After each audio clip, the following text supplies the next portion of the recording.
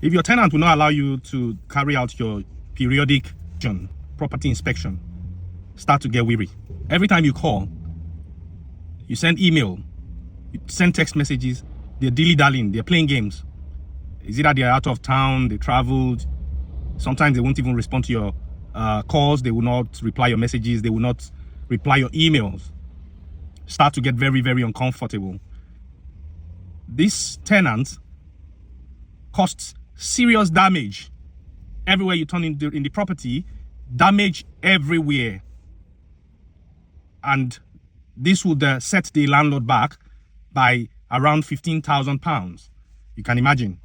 The tenancy agreement stipulates that landlord has a right to enter the property for periodic property inspection, just so that the landlord, can ascertain that the tenant is using the property in line with the terms of the tenancy agreement, and to ensure that the tenant is not carrying out illicit activities within that property.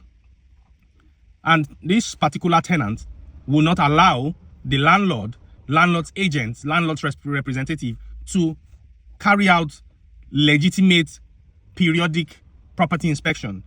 At some point, this tenant had to be served Section 21 notice to vacate the property. And the landlord allowed that process to take its course, and at some point engage his lawyers to do the needful. And at that point, the tenant eventually, moved out of the property. At that point, we as the landlord's agents was now able to carry out end of tenancy inspection, inventory and conditions inspection. At that point, we realized that tenant wreaked so much havoc everywhere in the property, from the front of the property all the way, the living room, the kitchen, the bedrooms, the lofts. There's damage everywhere. The walls were damaged, cooker damaged, the back garden damaged, the back there's a storage at the back, quite sizable, damaged. Apart from that, the tenant left a lot of junk in the property. I felt sorry.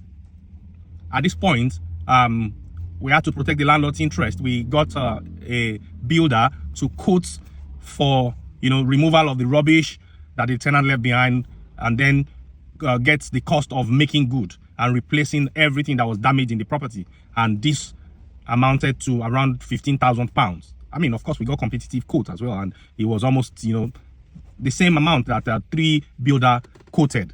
And then we had to go after the tenant, to see how this cost can be recovered, because all those things that were found out in the property were beyond what you would call the reasonable wear and tear, using the property, living in the property within that the number of years. It was totally out of what you would call reasonable wear and tear, So if you have a tenant that is dragging their foot, they will not let you carry out your routine property inspection.